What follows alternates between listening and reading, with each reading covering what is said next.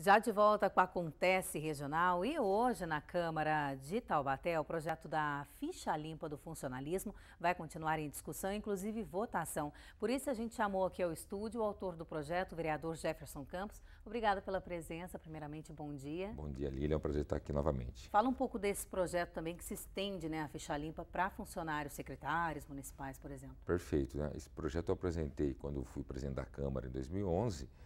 Na época, no Brasil, estava discutindo ficha limpa para político, Então, eu apresentei na época também para servidor municipal, para servidor público, ou seja, quem for ocupar cargos na prefeitura, na Câmara, comissionado efetivo, não pode ter condenação em segunda instância. Foram feitas as emendas necessárias e hoje, nós continuamos o processo de discussão. Estou na expectativa positiva aí que o nosso projeto seja aprovado. Eu entendo que vai ser um grande marco para Taubaté.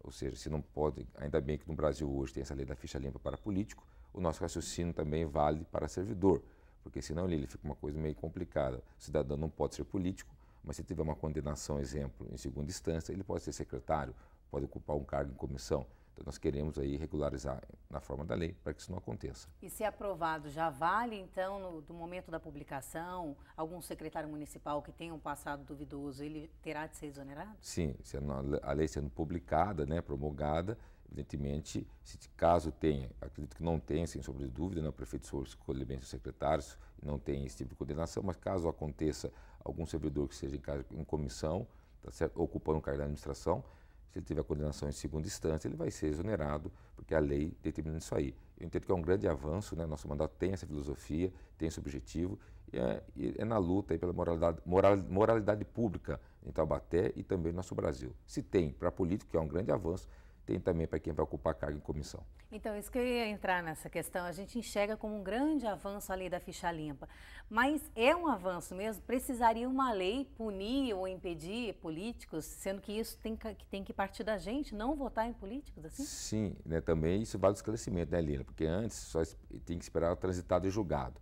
Acho que a lei da ficha limpa, é um avanço tendo meio jurídico, até o juiz Marlon Reis, que foi o grande articulador da ficha limpa, ele fala nesse sentido, que no Brasil, no meio jurídico, essa discussão em condenação em segunda instância que prevalece hoje. Porque até esperar a decisão final, demoraria muito. Aí o cidadão, o eleitor, muitas vezes não sabia e votava. Agora não. Segunda instância, com acesso às redes sociais, informações, todo mundo tem acesso, com certeza isso vai moralizando a política brasileira. Então, eu estou contente, estou feliz.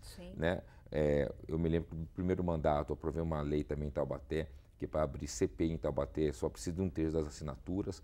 Antes precisava ter votação no plenário, isso era muito complicado. Então nós vamos moralizando aí, deixando mais claro o processo participativo da população. Bom, Caçapava e Guaratinguetá vale a gente citar também que já tem essa lei, vale da ficha limpa para o funcionalismo público. Hoje a sessão é que horas? 3 horas da tarde começa a sessão, tem a leitura das atas, a fala dos vereadores, 4 horas da tarde, 4h30 no máximo, mais tarde começa as discussões, e aí o primeiro item, a nossa lei, está na fase de discussão, alguns vereadores querendo colocar algumas emendas para melhorar a redação. Estou bem positivo, porque semana passada vários vereadores vieram me dar os parabéns pela lei, eu acredito que nós aprovaremos na tarde de hoje. É o que a gente torce. Muito obrigada, viu, Jefferson, pela sua presença, bom dia. Bom dia, que agradeço, é um prazer estar aqui, até a próxima. Ok. Hora da previsão do tempo. A quarta-feira começou chuvosa na região por conta da atuação de uma frente fria.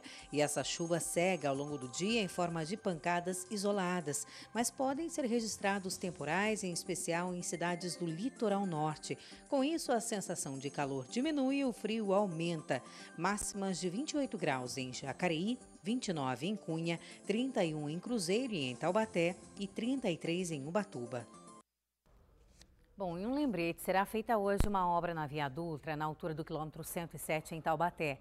Com o serviço vai ser necessário interditar o túnel que liga a rodoviária 9 ao bairro Parque 3 Marias. Mas isso vai acontecer entre 10 da noite e 5 da madrugada, se programa então.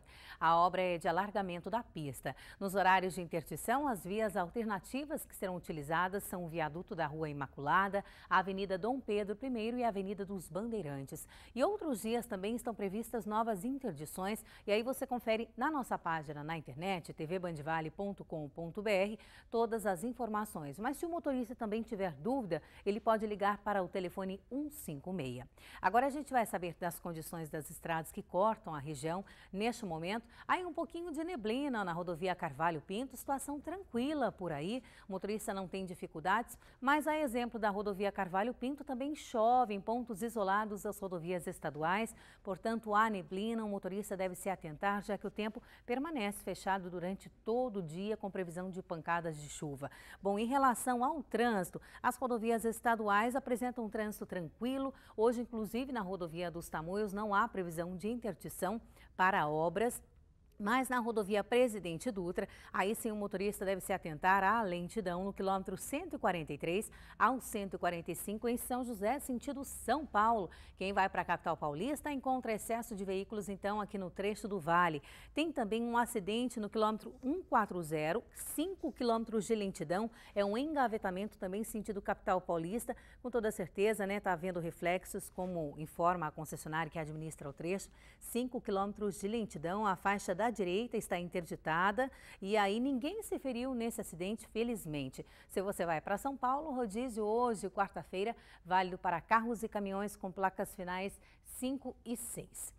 E em Jacareí acontece mais um dia a campanha Volta às Aulas. E hoje os pais, alunos e professores da Escola Municipal Joaquim Passos serão orientados sobre a importância de respeitar as leis de trânsito.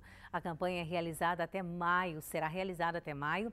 E também vai atingir alunos das escolas estaduais e particulares. Agora a gente vai ver onde estão os radares móveis na cidade de Jacareí e em São José. Em São José dos Campos, a radar na Avenida Napoleão Bonaparte, Zona Sul, na região leste, está na Estrada Municipal Dom José Antônio do Couto e na Avenida Tancredo Neves e na Avenida Posidônio José de Freitas, na Zona Oeste.